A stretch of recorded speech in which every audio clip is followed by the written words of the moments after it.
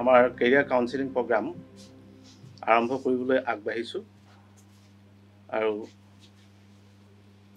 তোমালোকক উদ্দেশ্যি ছাত্ৰ ছাত্ৰীসকলক উদ্দেশ্যি আমাৰ কেৰিয়াৰ ক্লাছৰ ফাউণ্ডাৰ মহোদয়া আৰু টিম কোঅৰ্ডিনেটৰসকলক এই প্ৰগ্ৰামটো আগবঢ়াই লৈ যাবৰ কাৰণে মই অনুৰোধ জনাইছোঁ। নমস্কাৰ সকলোকে।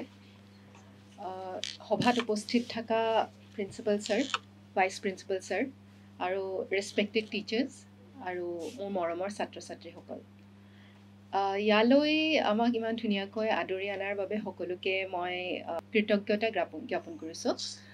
আজিৰ আমাৰ মূল উদ্দেশ্যটো হৈছে যে আপোনালোকক কম্পিটিটিভ এক্সামছৰ কাৰণে আপোনালোকে এতিয়াৰে পৰা কেনেধৰণে প্ৰিপেৰেশ্যন কৰিব পাৰিব তাৰ কিছু কথা কোৱাৰ, আৰু তাৰে আমি কাউন্সেলিং কিছুমান আগবঢ়াব বিচাৰিছোঁ। অ'কে, চ' কি এক্সামছ আপোনালোকে দিব বিচাৰিছে, কি এক্সামছৰ বিষয়ে আপোনালোকে অলৰেডি শুনিছে যে এই এক্সামটো এনেকুৱাকৈ আপোনালোকে দিলে কিবা এটা চাকৰি পাব বা কিবা এটা পদত আপোনালোকে নিযুক্তি লাভ কৰিব। হাত দাঙিব পাৰে। কি পৰীক্ষাৰ কথা শুনিছে? UPSC, APSC, SSC, banking, Assam police শুনিছে? আৰু কোনে ইতিমধ্যে ইয়াৰ চিলেবাছ বা প্ৰিভিয়াছ ইয়েৰ কুৱেশ্যনছখিনি চাইছেনে কোনোবাই?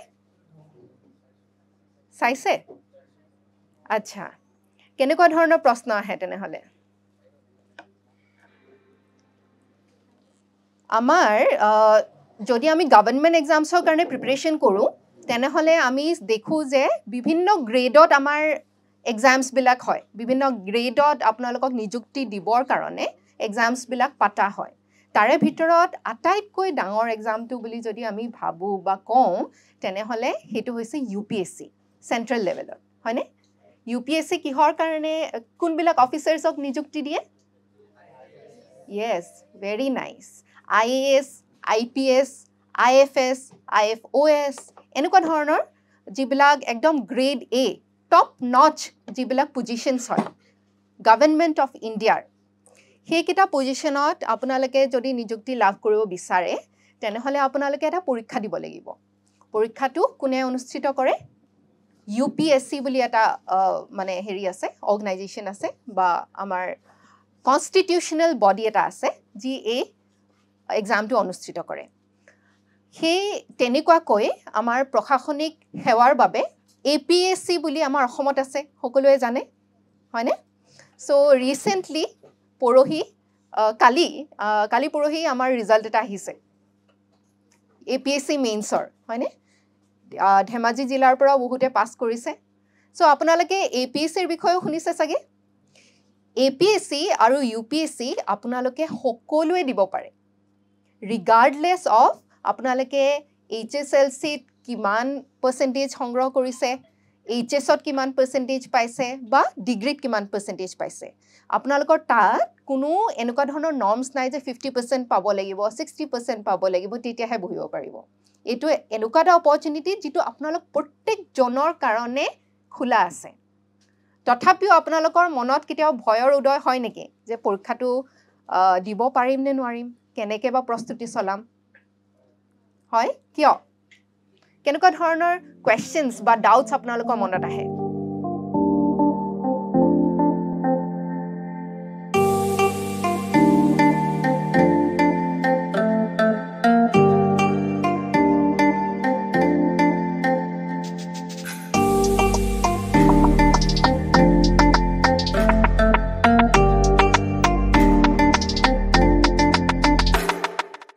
আপোনালোকে নাযাব, কাৰণ কি আমি এটা কুইজ ৰাখিছোঁ, ইনকুইজিটৰ বুলি আমি ইয়াৰ নাম দিছোঁ। চ' কুইজটো হ'ব আপোনালোকৰ মোবাইলত। আমাৰ এপটো আমাৰ এডুকেটৰ নিহা মেম আছে, চ' তেওঁ আপোনালোকক সহায় কৰি দিব। এপটো আপোনালোকে ডাউনলোড কৰিব লাগিব গুগল প্লে ষ্ট'ৰৰ পৰা।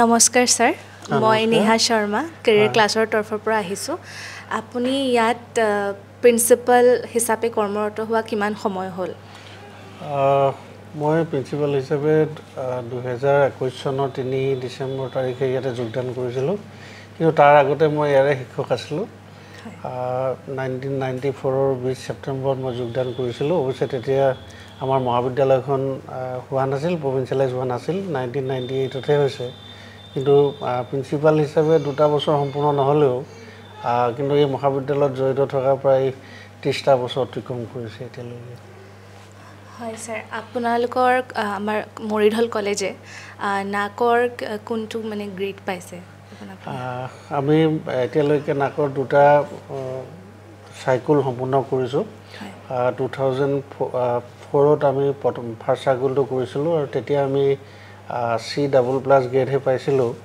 আৰু পুনৰ 2014 বৰ্ষত 14-15 বৰ্ষত আমি যেতিয়া ছেকেণ্ড চাইকেল সম্পূৰ্ণ কৰিলোঁ তেতিয়া আমি তেতিয়া 3টা গ্ৰেডে আছিল A B C আৰু আমি B পাইছিলোঁ আৰু যোনটো পইণ্টৰ হিচাপ সেই পইণ্টৰ হিচাপটো চালে B+ ৰেংকত আমাৰ পৰে আমি 2.54 পাইছিলোঁ আৰু এতিয়া আমি থাৰ্ড চাইকেলৰ কাৰণে প্ৰস্তুতি চলাই আছোঁ আমি আশা ৰাখিছোঁ মাৰ্চ মাহৰ ভিতৰত আমি এই প্ৰক্ৰিয়াটো সম্পূৰ্ণ কৰিম নিশ্চয় ছাৰ আজি আমাৰ কেৰিয়াৰ ক্লাছৰ তৰফৰ পৰা যিটো আমাৰ কাউন্সেলিং প্ৰগ্ৰেম আমি ৰাখিছিলোঁ আপুনি কেনেকুৱা পালে আৰু আপুনি ভাবিছেনে এইটো আমাক হেল্প কৰিছে ষ্টুডেণ্টখিনিক নাই আচলতে আমি আমাৰ মহাবিদ্যালয়ৰ উইকনেছ যেতিয়া আমি ষ্টাডি কৰিছিলোঁ তেতিয়াও আমি পাইছোঁ আচলতে যে আমাৰ এই কম্পিটিটিভ এক্সামিনেশ্যনত যোৱাৰ যিটো ছাত্ৰ ছাত্ৰীসকলৰ মানসিকতা সেই মানসিকতাটো আচলতে খুব দুৰ্বল মানে তেওঁলোক আচলতে তেনেকুৱা ধৰণৰ আগ্ৰহী নহয় নিচিনা এনেকুৱা এটা ভাৱ লাগে